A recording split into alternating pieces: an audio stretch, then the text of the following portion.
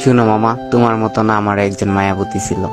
আমার অনেক পাগলের মতো ভালোবাসতো, পাগলের মতো মেসেজ করতো, আমার কিছু হলে পাগলের মতো কান্না করতো। জানো কি মামা, সেও না আমার একদিন ঠকাইছে। যে মানুষটা আমার বলতো তোমাকে ছাড়া আমি বাঁচবো না, সেও এখন বেঁচে আছে, কিন্তু আমার জীবনটাকে এলোমেলো করে দিয়ে। একটা সময় যে মানুষটা বলতো তোমার হাত ধরে সারাটা জীবন বাঁচতে চায়, সেও এখন না আমার হাতটা ছাড়াই বেঁচে আছে, কিন্তু এদিকে আমি পাগলের মতো হয়ে আছি। আসলে মামা, ভালোবাসা বলতে কিছুই হয় না, সবটুকু মায়া আর হচ্ছে আবেগ।